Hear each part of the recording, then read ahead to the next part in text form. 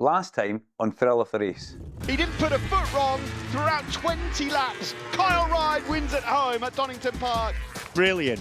And now even Tommy! Tommy almost threw it down the road. That was a massive moment for Tommy Bridewell. Glenn Irwin wins for Ducati and the PBM team ahead of his old teammate Tommy Bridewell. Yeah, we've got a red flag. We've got a red flag. That's going to be a declared result. I honestly cannot call this. The swingometer has gone full OMG Gorilla Yamaha. It looks like we're going all the way, baby. Sunday, the 13th of October, we're at Brands Hatch. It's a beautiful, clear sky, and it's the final day. The day of destiny for one rider to become their first British Superbike champion or a defending British Superbike champion on two makes of bikes. Just recapping yesterday, and what a day. I don't think the most imaginative Hollywood scriptwriter could have come up with what we saw yesterday. Bikes exploding, brothers pulling each other from the burning wreck. It was like a motion picture extravagance. And really, for the 40,000 fans that are going to come to Brands Hatch today, you're going to be either Team Red or Team Blue. You're for Tommy or for Kyle. You're for Honda or for Yamaha. You're for Wiltshire or you're going to be from Nottinghamshire. It's tribal, it's passion, it's Bennetts British Superbikes. It's the 31st and 32nd race of an epic 2024 Bennetts British Superbike Championship season, and I can't wait. Enjoy the ride. It's going to be a day of destiny for one.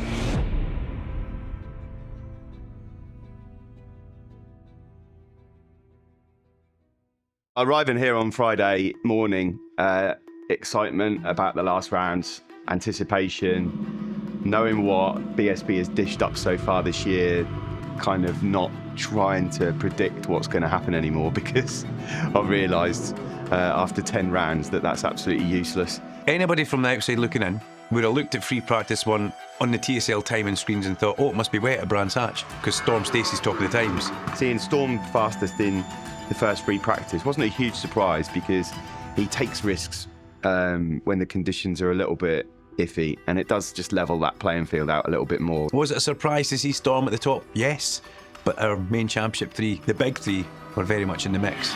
But it was all kind of eyes on the afternoon session because we knew the afternoon session would be dry. That was the key point. You know, all year long, I think as a commentator, from a neutral perspective, you're looking for the most exciting potential scenario that you can envisage. Kyle had brilliant pace, and then Bridewell went fastest, and then Kyle was up there, and then there was this look on Glenn's face as he left pit lane that was like, okay, let's deliver. He knew this weekend he's got a lot, to do. But one thing they had to do is get through to Q2. They don't want any slip-ups. And then Glenn put a lap in that was only a couple of tenths, I think, or a couple of hundredths of a second away from a circuit lap record. So that was great. The three main men fighting for the championship were 1, 2, and 3. But Ryan's up for victories. But Kyle's in that side of the pit box. They're chatting, they're sharing data and information, and he does seem kind of chilled. And then Tommy, looking like he was struggling a little bit in free practice one, I will say that. Got it together in free practice too. But Honda's still putting a lot of effort into this, a huge amount of effort. Different swinging arms on the bikes in the garage. Different one on Tommy's bike to what we see on Andrew's bike. Noticeably different. One's black, one's silver. So what are Honda actually doing there? Honda still putting huge resources into this late stage in the season. Glenn looks super calm and super chilled, as he has done for quite a lot of the back end of the season. He's approaching this completely different from last year. Completely different. He's 46 points back. So is the pressure on Glenn? Probably not.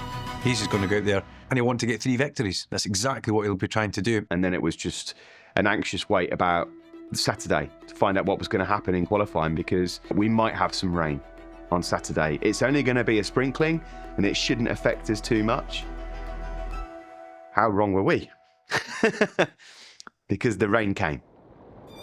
Qualifying was a bit sketchy, to say the least. Just before the start of the session, it started to rain, and it was that type of rain where, is it full wets or do we risk on slicks? It was greasy. You could see the riders out in pit lane. I don't think I've ever seen so many riders that are in Q2 walking out in pit lane, looking at the circuit, wondering what to do in terms of tyres. That's an intermediate rear. It is an intermediate rear, yeah, you're right. Tommy went out I think, on wets as well. Glenn decided to go out on intermediates, and then we're all sort of looking and then see what happens and who's got the most grip, because we've seen a couple of moments already for people. Lee Jackson then goes, I'm going to go slicks. He's about to come over the line here. Number 14, and he goes pole with a 27.6. So whatever he's got on, it is the type of these conditions. It is slicks he's got on. And there was a moment in qualifying where I gave Lee Jackson the ultimate commentary curse, because we were trying to talk about who's got to switch to what tyres, and I think I said something along the lines of, you know, Lee Jackson's gambled on slicks, and it was the right call, and it must have been about half a second after that. Lee in particular decided to gamble for slicks, and it was the right call. Oh! That's not though! That's not! He loses the rear at Sterling's, and I mean, it looked like a nasty crash, actually, nasty high side. Brought out the red flag. He was all right, luckily. And we've got a red flag. But what it kind of then meant as the red flag came out was, right, everyone needs to reset. Everyone now knows that the slick tyres are the tyres you've got to be on to get your lap to get pole, but you're going to have to look out, because clearly, as we've just seen from Lee, there's an issue there. Number 77, the championship leader, over the line on the OMG Yamaha. He goes to second because Danny Kent has gone up into provisional pole. Danny immediately fires in a really good lap, and then Glenn goes purple in sector 1. All of a sudden, when you're in the commentary box, you can hear it in your cans. That horrendous noise. Oh dear, there's a big one. That's a big one. And it was like, oh my God, it's Glenn and it's Andy. Like, what has happened? Because at that point, we hadn't actually seen the incident. And then we saw a replay, and obviously something happened big time to Glenn's bike. He goes down. Andy, of all the people to be right behind him, goes straight in as well. Red flags are out immediately. And then Andy's like Iron Man. He jumps off his bike, runs over, and literally just picks up the HIGGS PBM Ducati like a piece of plastic, and moves it aside just to make sure his brother's okay. I mean, it was like some superhero stuff. And luckily, Glenn was okay. He obviously had to go for a check in the medical centre. Felt really sorry for him at that point, because we knew, even though the red flag had gone out, that's the end of the session for Glenn. He's probably going to be last in Q2. He's going to be 15th on the grid. But the main thing is he going to be okay? Through no fault of his own, twice this year at Brands Hatch, Glenn Irwin's ended up in the medical centre. Race 2 in July, not his fault, got caught up with Danny Buchan and Danny Kent. And then in qualifying, not his fault. Technical issue puts him in the medical centre. But he was okay, that's the thing. He's a tough boy.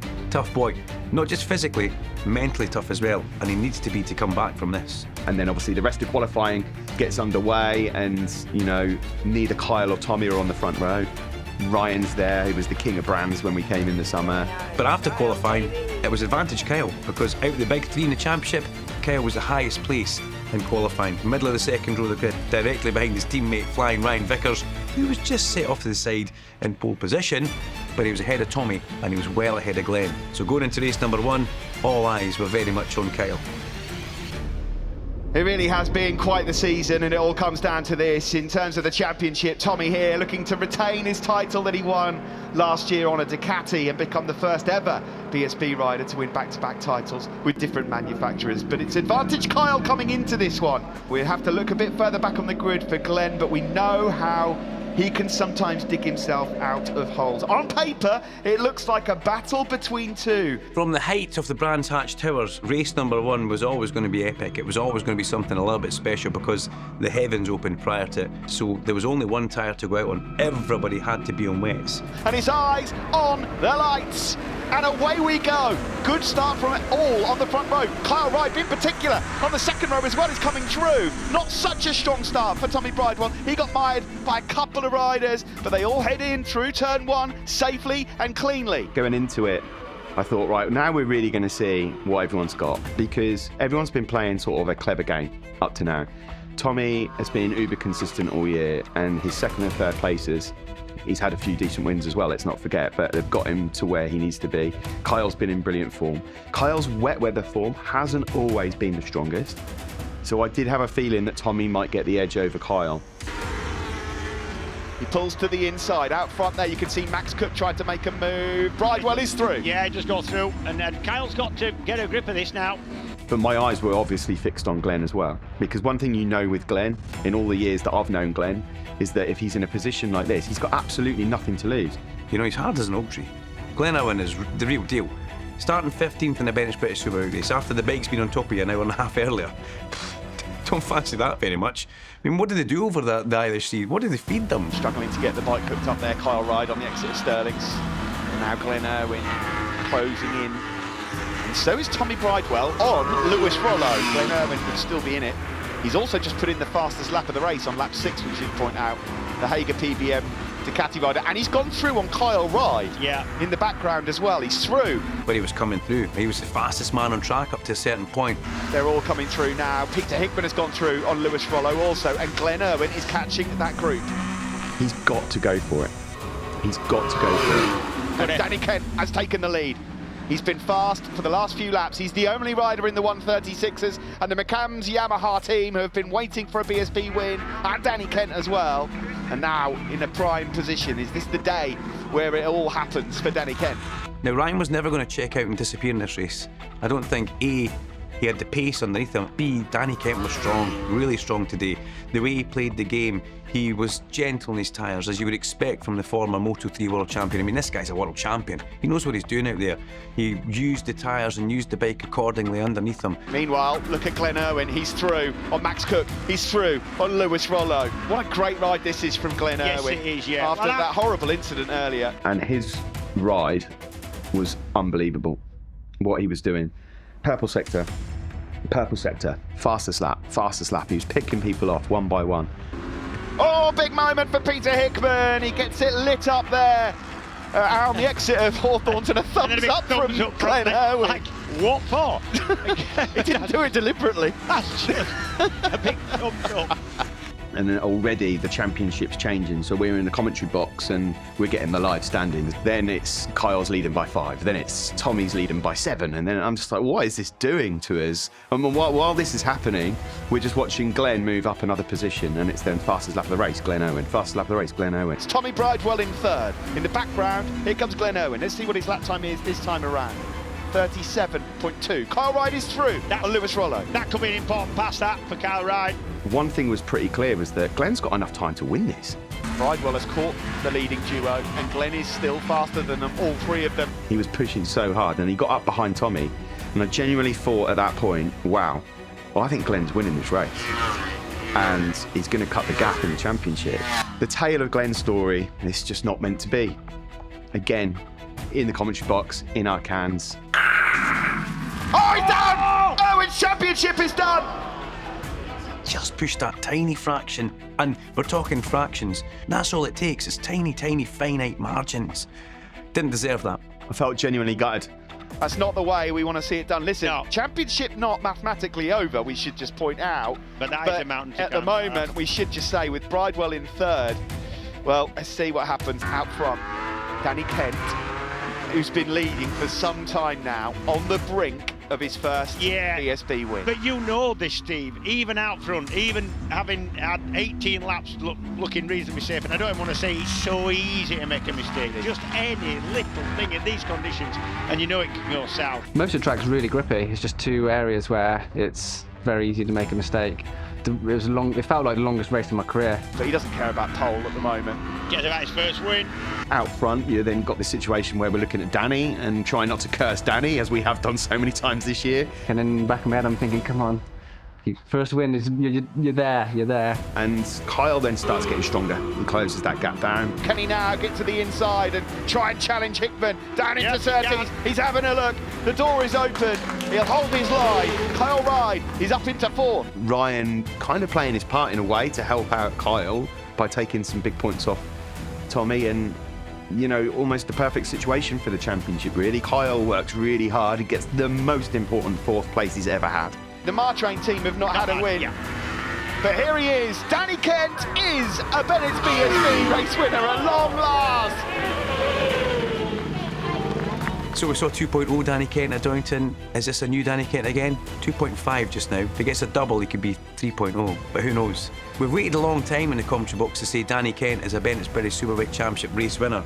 Getting this first win, my self-belief, I start to believe in myself more, and just fuels that motivation going into the winter. And now I can go into 2025 as a race winner, and I can count myself as I think, to fight for the title for 2025.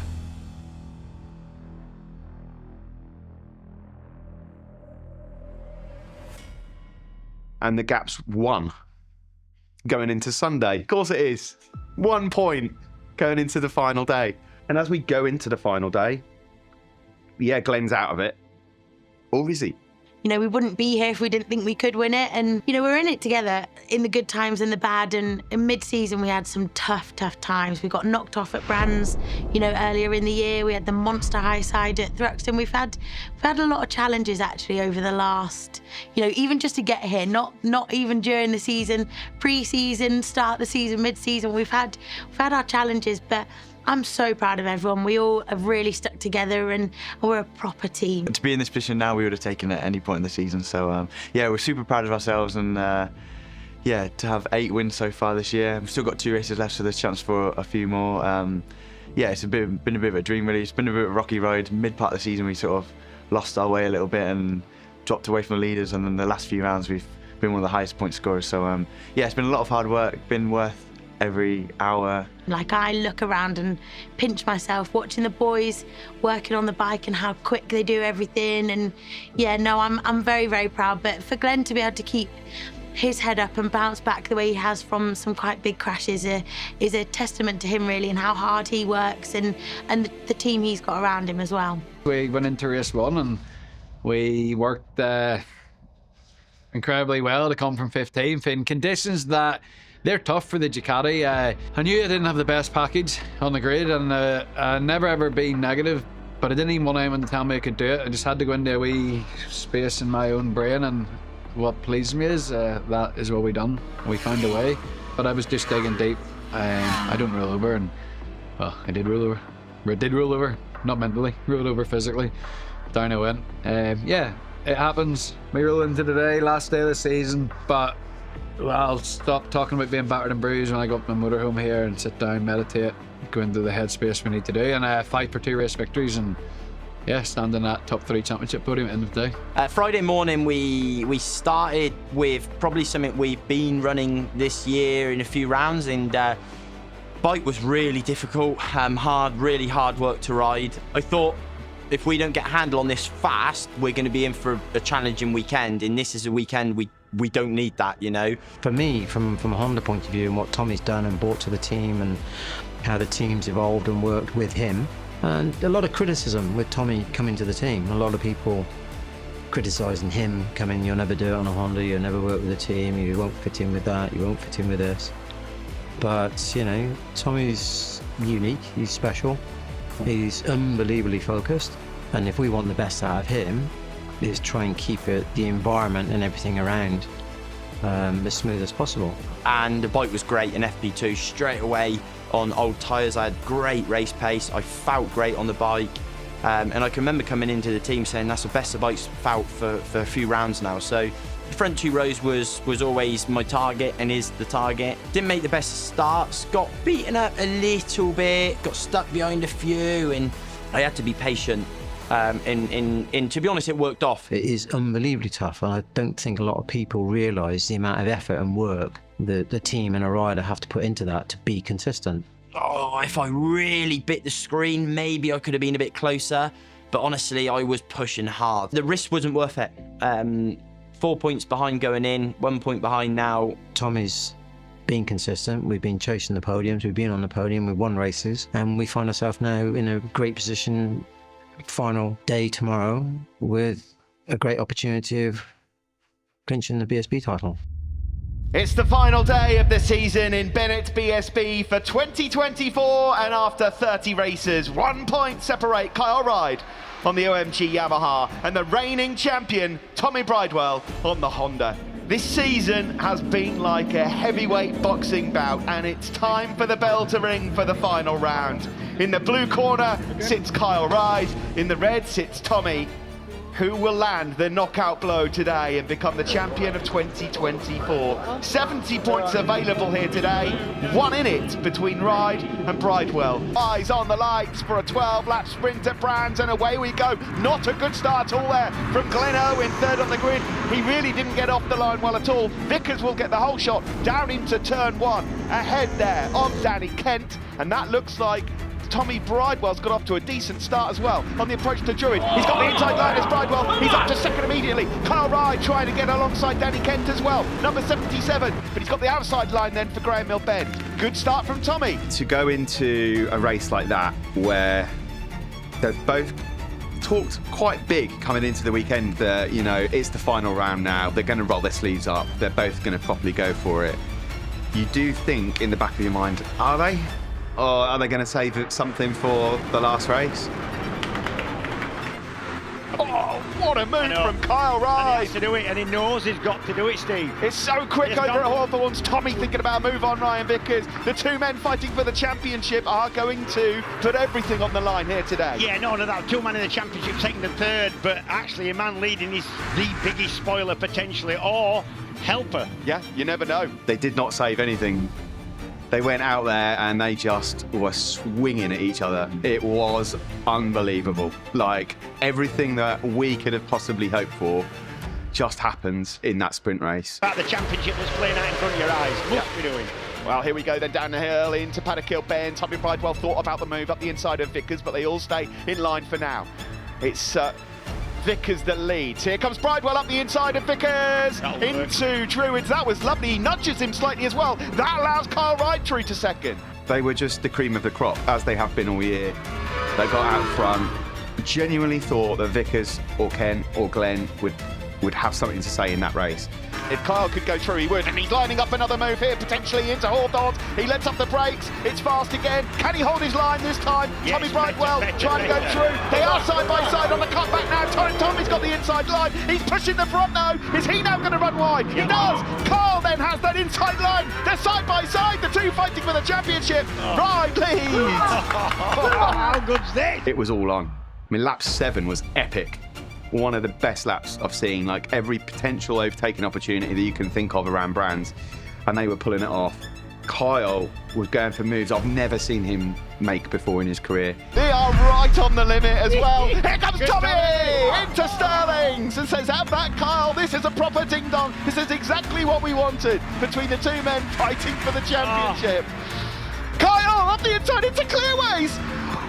That's a bold move there from Kyle Ryde, but he runs it wide, and look at the tyres screaming. That's 5 changes of lead in the lap. Oh, this is amazing. I was expecting Kyle to disappear, but he didn't. He couldn't. Tommy Bridewell rode a very good, clever race. He's pulling out. He's got the slipstream. He's got that inside line. He goes through. He's a bit deep in there, but he's held his line. But back comes Tommy. Tommy's got the inside line once more, but closing the door on the Gorilla OMG Yamaha. Now he's gone wide. Is Tommy going to have another look at the inside? No room. Tommy was retaliating every single time. The tyres were screaming for grip. But again, the swingometer was all over the place. It was off its hinge halfway through the race. And they were just taking lumps out of each other. And neither wanted to give up their place. And every single time Kyle went through on Tommy, Tommy was like, not having it. Here it comes, look out, he's lining it all up. And just as he always does, he goes through. Does he run wide on exit? A little. But still quick enough. It was just an epic encounter. This is, you can't call this one. What a race this is between the two guys fighting. This is exactly what you wanted. If you could have painted the picture at the start of the year, this is what we wanted. Two guys fighting it out. They must have changed position a dozen times. You know, I think it's such an important race because, okay, we're going to the final race of the season, which is exactly what we want. But had Kyle have won that race, he'd have had a 6-point lead. He could have gone out in race 3 and just sat on Tommy's tail for the whole race and become champion. But now it's all reversed. Absolutely. This is going to be a huge blow. Is he slightly wide there? No, Kyle can't get close enough. There's too many bike lengths in between them. Unless Tommy makes a mistake here, it should be his on the Honda. We're about to head into Clearways for the final time in this sprint race. It's a run to the line, and barring any errors here, he has got a bit closer, Kyle, but not close enough. Tommy wrestles back the championship lead. What a win from the reigning champion, ahead of Kyle Ryde, and what a race, James.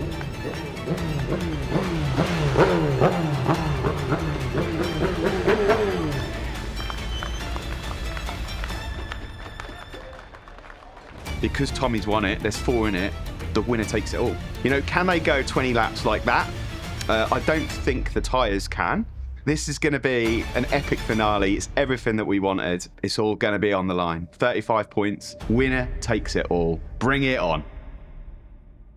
I think with Kyle, I don't think anybody in the paddock has ever doubted his ability and his talent, except for Kyle, which is a really weird thing. A couple of people keep asking me about it because obviously Kyle does look like he's changed, and I think he's just got more self-belief. I'd be an absolute... If I could ride a bike like Kyle, I don't understand how you can go, I'm not confident in what I do. I'd be walking around like a god, because I would if I could do what he could do, and I don't understand it. But he's got more self-belief now, which is... That's all he's ever needed. I don't think there's anybody in the paddock that can beat him, and I'm not being disparaging to anybody at all. But he's phenomenal, and when he knows he's phenomenal, when he believes in himself of what he can do, you can't beat him. But I'm being honest, I mean, you know, I'm not going to cheer on a competitor. I like Tommy a lot. I get on really, really well with Tommy. I've had so many people talking to us about what if all this weekend. And if I'm honest, I mean, I think Kyle deserves a championship. But at the same time, I think that there's part of me thinks that Tommy deserves it because he's jumped manufacturers. He's gone to a new manufacturer and still done the business. I mean, that takes a lot. It's not an easy thing to do. Just even switching manufacturer and getting result is not an easy thing to do. So fair play to Tommy for that. You know, he's had a championship, you know, a champion's ride this year, you know, as the champion. But obviously I want Kyle to win it and not Tommy. Obviously I'm biased. I'm allowed to be on this, surely to God, you know. Kyle's got to finish ahead of Tommy, then he's the champion. It's not easy. That's going to be tough. This is Tommy Bridewell. He can ride a bike, you know. It all comes down to this. It's the final race of 2024. 31 races down, 1 to go. It's winner takes all. It's red versus blue. It's Tommy versus Kyle as they line up on the grid, and they're all on that front row as well. It all comes down to this. I cannot find anything that tops what I've just seen. That was absolutely crazy.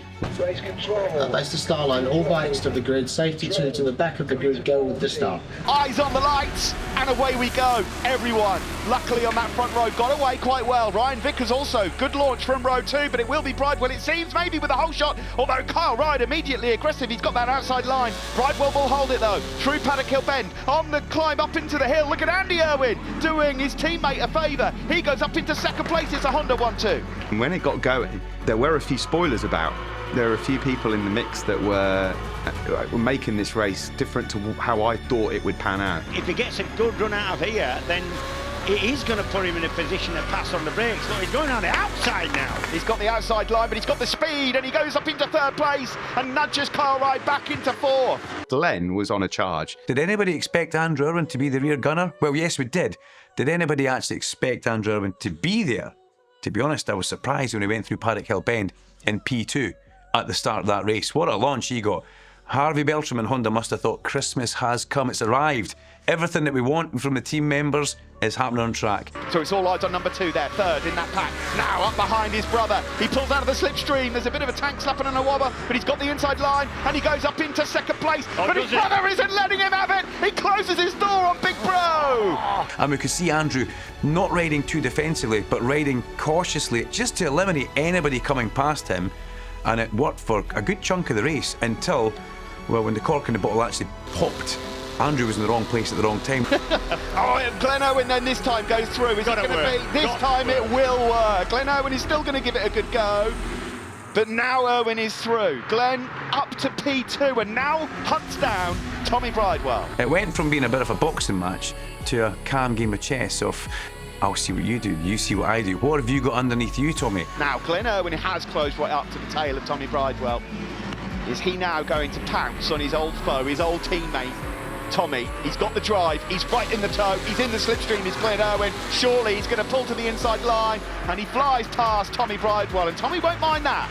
But then we saw some pretty robust moves coming back in, so the chessboard got thrown out the window. Oh, Kyle Ryde, big and brave. That is a brave move. He knew he had to do it. He flies through. Irwin tries to retaliate. It doesn't quite work. And Kyle Ryde, hats off. He knew he had to make that move because they're all ganging up behind. The blue army and the red army. Do they touch? They can't. They can't. Surely.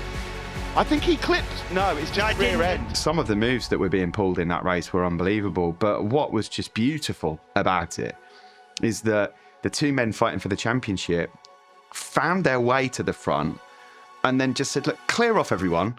We've got business to attend to. And he's going to go again. He's doing it again, Kyle Ryde, and he executes it perfectly once more. What a brilliant move from Kyle. Oh, I thought it was going to be 2 and 1. Look at the gap that they've put in between themselves and the rest of the field. Will Kyle have a look up the inside into Paddock Hill Bend? Yes, he will. Kyle Lee. Can he hold the apex? Yes, he can. I think he can. Now he would be the champion. Now he will be the champ. But here comes Glenn Irwin again. No, he's going to go defensive. Tommy Bridewell comes round the outside and closes the door on Tommy. Oh, this is proper stuff, this. Oh, gloves off as ever. What a battle in BSB. And Tommy had a job to do. Bridewell, though, into the slipstream of the UMG Yamaha. Can he pull over to the inside? He's got Glenn for company. They touch on the approach to Hawthorns. They're both going to run wide. I can't believe this. Incredible action. To the inside. That is incredible. Oh, we're going to have to catch our breath here. Into Sterling's Bridewell with a lunge up the inside. Can he hold his line? That was done that's so his well. signature move. He's so confident there from Sheen Curve and into Sterling's. And Owen's back through. Yeah, he ran a little bit wide. Irwin had the pace down the straight. Look at this.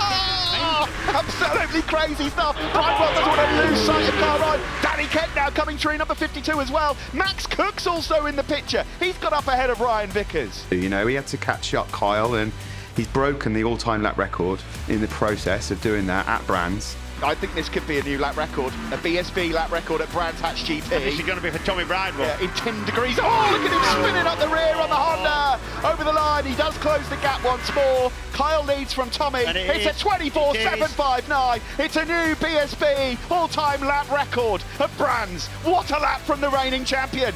And he's honing in now on Kyle Ryde out front. I genuinely thought Tommy had it in the bag, because the way that race was going, Kyle was having to be inventive. And where Kyle had made some moves in the sprint race, it looked like Tommy and Honda had worked a few things out, and it wasn't coming quite as easy to Kyle. Whoever wins this race wins the championship in 2024. And here comes the move from Tommy, like clockwork, through Sterling's. Does he hold his line? He does. He's got the inside line for the next corner. Tommy leads. And then it was between the two guys. It was between the two guys going for the championship, and whoever won the race won the championship. Kyle then, another particular, it's a look into Hawthorns. Kyle does go through. Now earlier on the cutback, Tommy managed to master his way back through. Does that happen again? No. Is it going to be his favourite move? The left-hander coming up here close enough. Into Sterling. Close enough. Yes, it is. And Kyle almost surprised by it. We saw some huge moves going in towards Hawthorns from Kyle Ryde. We saw some huge moves from Tommy Bridewell going in through Sterling's, and every time Kyle passed Tommy, Tommy would try straight back straight away. Would not let Kyle get into a rhythm. It's here where he's got to try and wind it up. Doesn't look quite close enough this time to have a look, but he's still going to go up into the inside, and he's still going to have a go on Tommy Bridewell into Hawthorns. And again, he's going to hold that line, but Tommy's fighting back again, and Tommy's got the inside line, number 1 on the Honda. Tommy back through. Oh, this is unbelievable stuff. Graham Hill again. This is where Kyle now will stay in second. You would think. No, he doesn't. He doesn't. He does go through into Surtees to just mix it up a bit, perhaps. And no matter what Kyle did, the left-hander at Sterling's, Tommy was, just like clockwork, just going bang, bang, bang. And I was thinking, there's no way through for Kyle. If Tommy keeps on doing that move, if he's constantly always got that in the bag, Kyle can't win this race. He can't win the championship. And he's going to pull off the move again, is he? He's going to have a look, and he's got to keep retaliating there. He has to keep reminding Kyle that he can do that. Yeah. That he can do that. I mean, there was just lap upon lap where Kyle was trying different moves in different spots. And it's one of the best bike races I think I've ever seen that I can remember. And this is so fast, he's making it look easy, but it's really not. Through again then for Kyle Ryde on the Yamaha. Tommy looks to the inside, he might have it this time. Oh, he's losing a bit of traction though, the front end was a bit loose. Lost the rear, then the front end lifted. But again, Tommy now knows. Know what's going to happen. He's got to have another look into Sterling's. Kyle can't do a lot to... No, he's not. That's the first time where... Whoa! Kyle lost the front there. Lost the front. Yes, absolutely. Trying to defend from Tommy. Tommy's strong into Druids as well. Will he now try and line that up as he gets into the slipstream? They are screaming for grip down Paddock Hill, and he's off the inside into Druids. No! And on the comeback, Kyle gets it. A twitch from Tommy Bridewell as well. This is fantastic. Oh, Bridewell up the inside into Graham Hill Bend. That That is unbelievable. What are we watching here? They touch! They touch! Watch this. Bridewell now through to Surtees. This is the penultimate lap. What can Kyle Ryde do about the defending champion? He's got a lap and a couple of corners. Both of these lads need the lap of their lives for this. And you would not doubt that they would put that on either. Into the last corner to start the last lap of 2024. And it's Tommy versus Kyle. It has been unbelievable so far. They touched, they stayed on, but it was still somehow clean.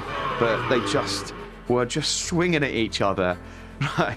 Just constant windmills at each other, like until the very last minute, and you just couldn't even call it. Let's see if he's going to have a look. He's got to. It's the last lap of the race, and he's through on the inside. Does he hold the line? Tommy Bridewell trying to get back through, and they're side by side. Big rear wheel movement there from Bridewell, but it's brave from the reigning champ, and he somehow holds on. No, he doesn't. He's wide, and will that cost him now? It cost him time. It's cost him a little bit of time. He's still going to give it his all here. He can't pull off his favourite move. It's going to have to be down into clearways. Yeah, Kyle was defensive there. This is last corner stuff for the championship. Last corner. The winner takes it all here in BSB. There was a bump there from Kyle. Tommy's coming as well. It's going to be a run to the line. Bridewell's rear goes. Kyle Ryde is the BSB champ. Unbelievable. For 2024. At one point this weekend I thought it wasn't going to be, and then it was. And then Tommy beat me in the second race, and I thought it wasn't over, but it's going to be a lot more difficult. And so yeah, we both tried to win that championship. But yeah, hats off to Tommy as well. He's been a great competitor this weekend.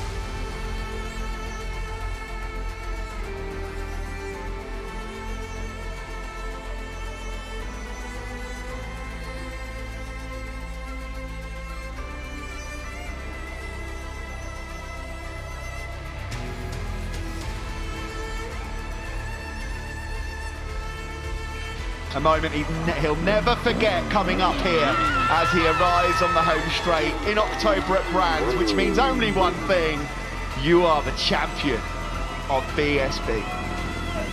And he can't believe it.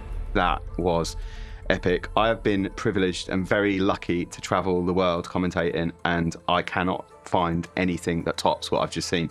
Second in the title last year, second to Bradley Ray in 2022, third this season. You know, I think I've been second and third in other years as well.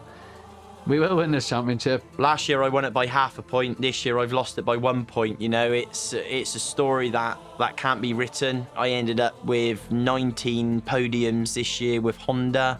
Every single, what they call themselves, pundits of BSB ex-racers didn't even remotely think I was going to be anywhere near. So maybe they need to be looking for another job, because if they can't realise a strong rider, then they're stupid, aren't they? Don't know how many passes were made in that race, but it was probably more in one race than what I have done all year for sure. So yeah, I really enjoyed today racing with Tommy. It's been safe, it's been clean. A few have been close in the last one, but granted, there's a championship on the line, and it was a great race to be a part of. Heart rate was through the roof, and yeah, just happy really to cross the line first, see every mental Jack Stallion in the crowd screaming, and yeah, it was a good day.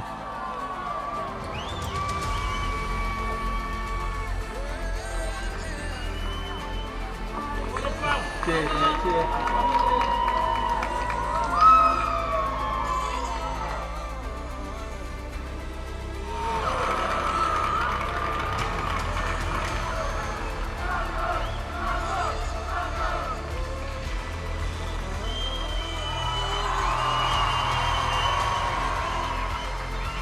British Superbike Champion for 2024 is Ryde.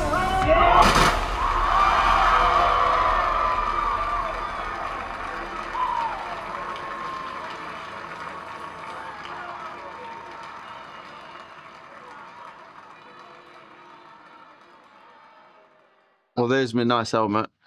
Do you know what's funny, right? I've been to Shoei because it's the first time I've used a Shoei this year, and I went there and I seen a few helmets that was gold that people didn't get to use because they didn't win the championship, and I knew I had a gold helmet somewhere this weekend, and I thought if I don't win it, I'm not going to be able to see it, so that's my helmet.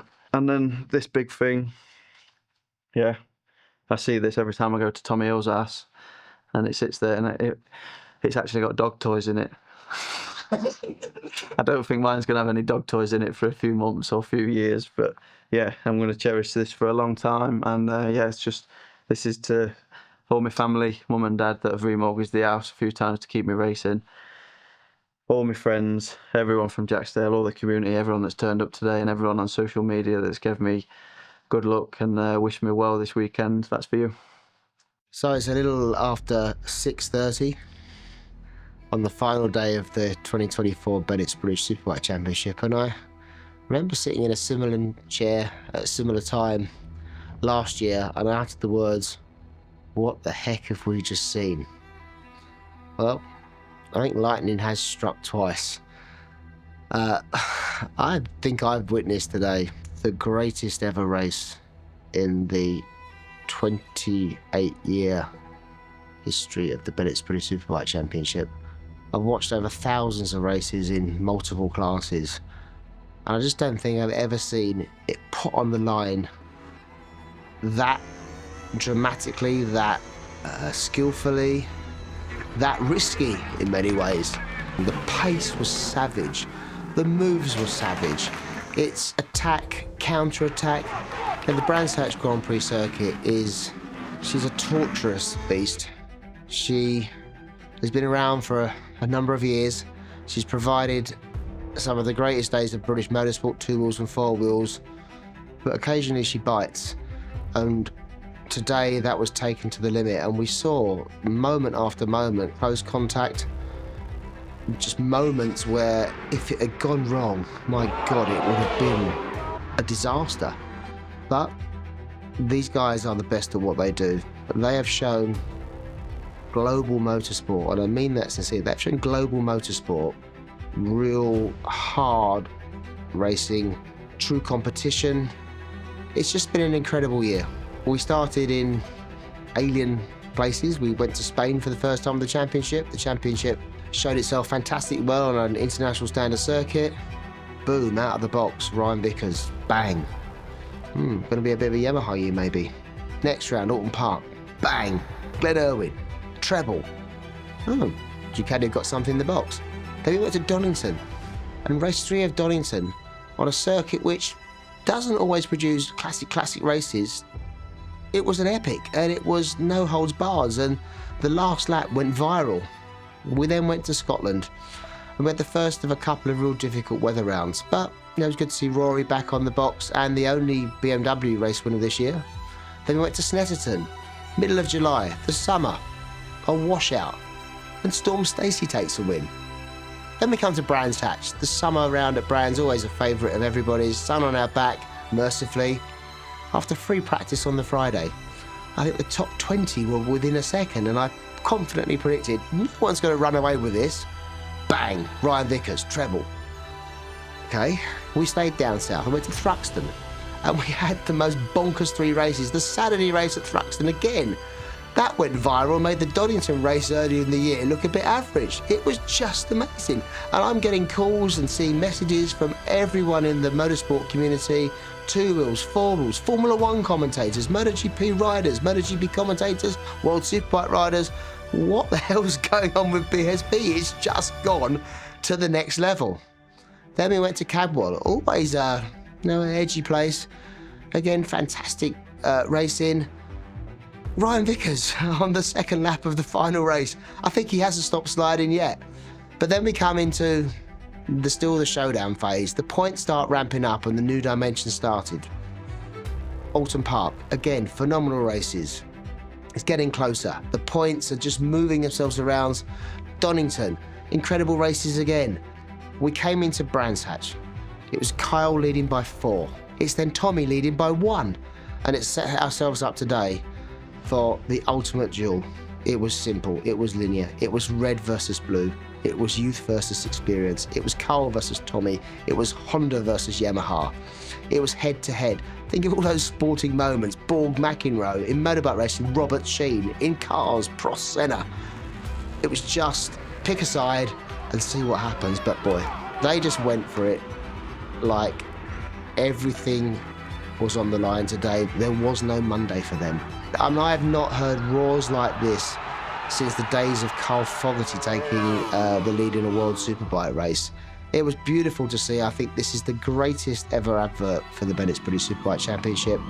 It's been an incredible season. The racing, I think, has been perhaps the best in the series history. We've had over 60% of the season's entry either win a race or be on the podium. The depth of competition from the teams is incredible. And this energy that we take with us leaving Brands Hatch today will get us through the close season and get us ready for a 2025 Bennetts British Superbike season that I firmly believe will be as good or even better. Rest up, everybody.